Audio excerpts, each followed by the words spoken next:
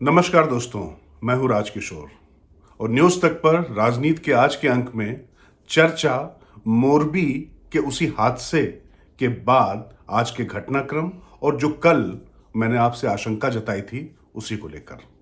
आज प्रधानमंत्री नरेंद्र मोदी मोरबी गए, वहां पर घायलों का हालचाल जाना, अस्पताल गए और पुल जहां पर यह दुर्घटना हुई थी उसका भी निरीक्षण किया। बहुत सी तस्वीरें आपने देखी होंगी प्रधानमंत्री के जाने से पहले, जिस तरीके से अस्पताल में रंग रोगन किया गया और मरीजों के वार्ड में मैटरनिटी वार्ड की तरह तमाम तस्वीरें लगा दी गई। ये सब आपने बहुत देखा, इस पर बहुत ज़्यादा चर्चा करने को मेरे पास नहीं है, क्योंकि अगर प्रधानमंत्री के जाने पर प्रदेश की सरकार जग रही है और कुछ वहां पर काम कर रही है तो उस पर सवाल ये जरूर उठाया जा सकता है कि आखिर इससे पहले क्यों नहीं हो सकता था। लेकिन जाहिर तौर पर जब कोई बड़ा आदमी जाता है, कोई बड़ा राजनीतिक व्यक्तित्व जाता है तो ये सब होता रहता है। लेकिन क्या इस मौके पर भी इसकी जरूरत थी क्या? क्योंकि जब आत्मा कराह रही हो, जख्म मानवता पर लगे हों, उसके बाद ऊपर से चेहरा रंग रोगन कर देने की जरूरत क्या होती है, या उससे क्या बदल जाएगा? लेकिन सबसे बड़ा सवाल यह है, मुझे याद आ रहा है 2002 के दंगों के बाद जब प्रधानमंत्री के रूप में अटल बिहारी वाजपेयी गुजरात पहुंचे थे और उस समय मुख्यमंत्री होते थे नरेंद्र मोदी। उस समय प्रधानमंत्री अटल बिहारी वाजपेयी ने राजधर्म की याद दिलाई थी। राजधर्म जिसमें शासन और व्यवस्था ऐसी हो कि सबका ख्याल रखा जा सके, किसी के साथ भेदभाव ना हो। यहां पर वो स्थिति नहीं है। यहां पर सीधे सीधे प्रशासनिक अक्षमता, बल्कि जिसको बोलते हैं प्रशासनिक या एडमिनिस्ट्रेटिव फेलियर जिसको अंग्रेजी में हम कह सकते हैं, वो साफ साफ दिखाई पड़ रहा है। एक कंपनी जिसको ये ठेका दिया जाता है पुल के रख रखाव का और उससे टिकट वसूली करने का, वो दरअसल इस मामले में सिद्धस्थ ही नहीं है। उसकी इसमें कोई विशेषज्ञता नहीं है। उसके बाद भी उस कंपनी, घड़ी बनाने वाली कंपनी मोरबी कंपनी, जो जनता वाच आपने देखी होगी, वही कंपनी है, उसके जयसुख भाई पटेल को ये ठेका दे दिया था, जो एमडी है इस मोरबी कंपनी के। और उसके बाद बिना प्रशासन, मतलब कलेक्टर की जानकारी में नहीं, वहां पर जो म्यूनिसिपैलिटी है, जो नगर निगम है, उसके नियंताओं को, कर्ताओं धर्ताओं को कुछ नहीं पता होता है और पुल खोल दिया जाता है, पैसे लिए जाते हैं, क्षमता से 3, 4, 5 गुना ज्यादा लोग वहां चले जाते हैं और उसके बाद यह दर्दनाक हादसा हो जाता है। क्या करने लोग गए थे और कैसे अपने परिजनों को खोकर आ गए। भारतीय जनता पार्टी के ही एक सांसद हैं, एक नेता हैं, उनके तो परिवार के कितने लोग, आधा दर्जन से ज्यादा लोग इस पूरी घटना में नहीं रहे। खैर, ये आंकड़े हैं 135 या बढ़ेंगे।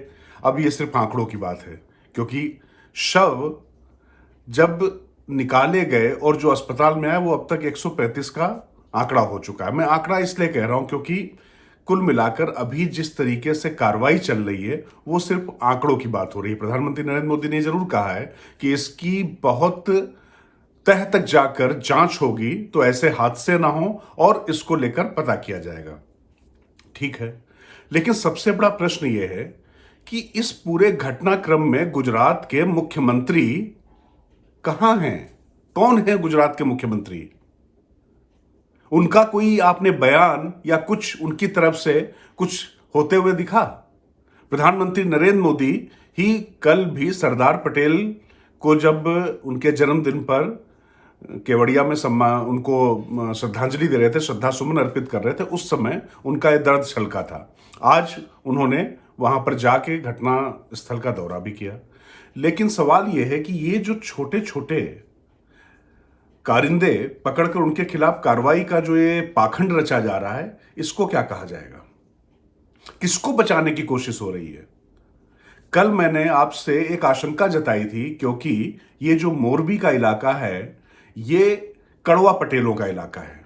जयसुख भाई पटेल भी कड़वा पटेल हैं और फिलहाल जो मुख्यमंत्री हैं भूपेंद्र पटेल, वो भी कड़वा पटेल से आते हैं। कड़वा पटेल और लेउआ पटेल, जैसा आपको पता है कि ये दो बिरादरी हैं, पाटीदार बिरादरी, जिनके बीच में एक हल्की सी, जिसको सामाजिक, जिसको बोलते हैं सामाजिक, एक कॉम्पिटिशन, प्रतिद्वंदिता चलती, संघर्ष नहीं कहूंगा मैं, एक प्रतिद्वंदिता चलती रहती है।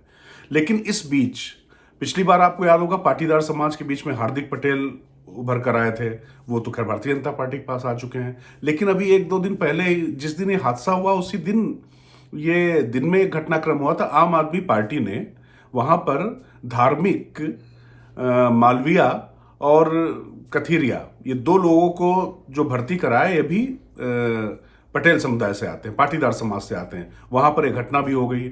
अब ये जो पुल का गिरना और जिस तरीके से बिना प्रशासन की जानकारी के एक घड़ी बनाने वाली कंपनी जिसकी कोई विशेषज्ञता नहीं थी, उसको इसका ठेका दिया जाना और टिकट बेचकर ये सब करना, इस पूरी घटना को अंजाम देना, उसके बाद भी उस कंपनी के जो प्रबंध निदेशक हैं, जो मालिक हैं, जो कड़वा पटेल हैं, जो मैं बार बार आपसे कल भी कह रहा था, उनके खिलाफ अभी तक कोई एफआईआर नहीं हुई है। एफआईआर उनके प्रबंधक के खिलाफ हो गई है और 9 क्लर्क टाइप के लोगों के खिलाफ हो गई है, और जो वहां पर चौकीदार थे उनके खिलाफ हो गई है। आपको लगता है कि वाकई ये न्याय की दिशा में जाया जा रहा है? एक इन्फ्लुएंस, एक प्रभाव, पहले तो इनको ठेका कैसे मिला और फिर बिना प्रशासन की जानकारी के कैसे ये पुल खुलने दिया गया? और ये क्या कलेक्टर लेस जिला है? कोई वहां पर जिलाधिकारी नाम का कोई व्यक्ति है? ये किसकी जिम्मेदारी थी? म्यूनिसिपैलिटी कहां थी? 4 दिन से खुला हुआ था और ये पूरा तमाशा चल रहा था, और जब ये पूरा मौत का तांडव वहां पर मच गया तो उसके बाद प्रधानमंत्री भी जा रहे हैं, उनके साथ में मुख्यमंत्री भी जा रहे हैं, तमाम बयान हो रहे हैं। उसके बाद लोगों को तमाम, क्या कहूं, उनको जो हमारी ही बिरादरी के लोग हैं वो सलाह दे रहे हैं, सीख दे रहे हैं कि उनको अपने नागरिक कर्तव्यों का ध्यान रखना चाहिए था। निश्चित तौर पर हमारी आपकी जिम्मेदारी भी कोई सरकार में ना होने से कम नहीं हो जाती है, लेकिन जो लोग चले गए उनको जाने क्यों दिया गया, उनसे टिकट लेकर क्यों दिया गया? उनमें हो सकता है कुछ अराजक तत्व हों। झूला झूलते हुए तमाम तस्वीरें आई कि किस तरीके से लड़के कभी लात मार रहे हैं, ये पहले की तस्वीरें, अभी की तस्वीरें नहीं है, उसको लेकर भी गुमराह करने की कोशिश की गई। दुख की बात यह है कि जब हादसा हो गया, इतनी जानें चली गई, वहां पर क्रंदन चल रहा है, विलाप चल रहा है, वहां लोग उनकी मदद में जुटे हुए हैं, और यहां पर दिल्ली में बैठे हुए तमाम लोग ये बता रहे हैं कि इसके पीछे साजिश है, कदम ताल से रेजोनेंस होता है, फ्रीक्वेंसी से कैसे पुल गिर जाता है, ये तमाम तरीके की थ्योरीज आ रही हैं। आखिर ये जो आईटी और मीडिया सेल के बीच में जो कंपटीशन चल रहा है, ऐसा नहीं है कि ये सिर्फ भारतीय जनता पार्टी की तरफ से होता है, दूसरी तरफ से भी होता है। कांग्रेस, आम आदमी पार्टी या जो दूसरे दल है, उनकी तरफ से भी हमने ये सारी चीजें देखी हैं। लेकिन कम से कम इस समय तो संवेदना दिखाई जानी चाहिए थी। अभी तो प्रायोरिटी ये होनी चाहिए थी कि कम से कम जो वहां पर हुआ है उनको मदद मिले, और जो गुनहगार हैं उनके ऊपर रिस्पॉन्सिबिलिटी फिक्स की जाए, जवाबदेही उनकी तय करके तुरंत उन पर सख्त से सख्त कार्रवाई की जाए। क्योंकि गुजरात जो भारतीय जनता पार्टी की प्रयोगशाला कहा जाता है, विकास का एक उसका अपना मॉडल था, हिंदुत्व की अपनी एक उसकी प्रयोगशाला, विपक्ष के शब्दों में अगर हम कहें। लेकिन ये जितने भी आरोप लगते रहे, इनके साथ में एक विकास की जो सतत परंपरा गुजरात में चली आ रही थी कि हम पूरे देश को एक रास्ता दिखा रहे हैं, हमारे स्कूल अच्छे हैं, हमारी सड़कें अच्छी हैं, हमारा बुनियादी ढांचा अच्छा है, हमारी पर कैपिटा इनकम और लॉ एंड ऑर्डर की स्थिति अच्छी है। ये सारी चीजें गुजरात के जो ये मॉडल था, ये गुजरात का मॉडल होता था। इस मॉडल में जिसमें मुख्यमंत्री कहीं दिखाई नहीं पड़ रहे हैं। मुख्यमंत्री कौन है? अगर आप, मैं दावे से कह रहा हूं कि आम आदमी से अगर आप पूछ लेंगे तो गुजरात का मुख्यमंत्री कौन है, जब नरेंद्र भाई मोदी हटे तो विजय रूपानी बने तो उस समय उनकी प्रेजेंस तो जरूर दिखाई पड़ती थी, लेकिन भूपेंद्र पटेल के बनने के बाद जब पूरी कैबिनेट बदली गई थी, उसके बाद से कभी ऐसा लगा ही नहीं कि वहां पर कोई मुख्यमंत्री भी है। हाँ, चुनावी नतीजों की अगर आप बात करें इसके साथ में, तो यह मानना थोड़ा मुश्किल हो सकता है कि राजनीतिक तौर पे नरेंद्र मोदी के स्टेट में भारतीय जनता पार्टी हार जाए। लेकिन एक बात तो तय है कि भारतीय जनता पार्टी का जो सुशासन और सुराज का जो नारा था, वो परसेप्शन, वो धारणा और वो जो सपना था, वो यहां पर गलत होता दिखाई पड़ रहा है। उस पर बहुत बड़ा बट्टा निश्चित तौर पर लगा है। और राजधर्म तो ये कहता था कि मुख्यमंत्री आते और वो इसकी जिम्मेदारी लेते, लेकिन उन्होंने जिम्मेदारी लेना दूर, जिम्मेदारी लेने की जब मैं बात कर रहा हूं तो मैं नहीं कह रहा हूं कि उनको इस्तीफा ही दे देना चाहिए। हालांकि इसके बाद भी अगर बिल्कुल आपके हाथ में कुछ नहीं तो आप वहां क्यों हैं, ये बड़ा प्रश्न है। लेकिन जिला अधिकारी और म्यूनिसिपैलिटी के जो जिम्मेदार अधिकारी, उनके खिलाफ तक कार्रवाई नहीं की जा रही है। और इसके पीछे कारण सिर्फ आपके क्या राजनीतिक और जो आपके सामाजिक समीकरण है और जो चुनावी जो आपकी जरूरतें हैं, क्या उसके मद्देनजर फैसले लिए जाएंगे? इतने लोगों की मौत के बाद भी ये फैसला न होना निश्चित तौर पर भारतीय जनता पार्टी और स्वयं नरेंद्र मोदी प्रधानमंत्री के रूप में जो उन्होंने तमाम नए प्रतिमान स्थापित किए हैं सख्त फैसले लेकर, और एक जो सुशासन का मॉडल दिया था उस पर निश्चित तौर पर ये एक ऐसा प्रश्न चिन्ह है कि जो हमेशा, ये झूला तो टूट गया लेकिन ये प्रश्न हमेशा झूलता रहेगा राजनीतिक गलियारों में। अब अगले दिनों में आप देखिए निश्चित तौर पर इस पर राजनीति भी होगी। भले इस समय राहुल गांधी कांग्रेस के जो पूर्व अध्यक्ष हैं उन्होंने कुछ नहीं कहा, लेकिन इस समय जो ज्यादा आम आदमी पार्टी वहां जोर लगाए हुए वो पूरी ताकत से इस मुद्दे को उठाएगी। और ये प्रश्न ऐसे हैं कि सिर्फ राजनीतिक नहीं, लोगों के दिमाग में भी उठ रहे हैं। इतना बड़ा हादसा हो जाता है और उस पर अगर कार्रवाई भी नहीं होती है तो फिर भरोसा किस पर किया जाए, अगर जवाबदेही भी तय नहीं होती है।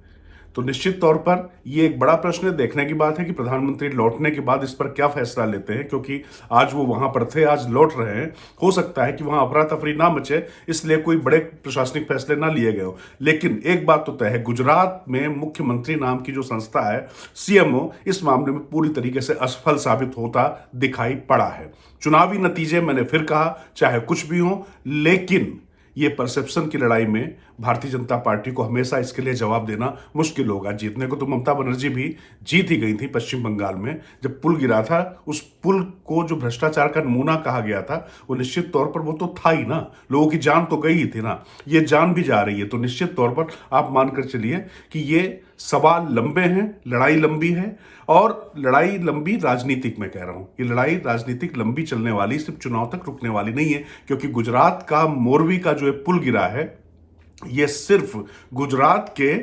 नतीजों के लिए महत्वपूर्ण नहीं है, ये पूरे देश में ये हमेशा प्रश्न खड़ा रहेगा। नमस्कार, आज इतना ही, कल फिर होगी आपसे मुलाकात।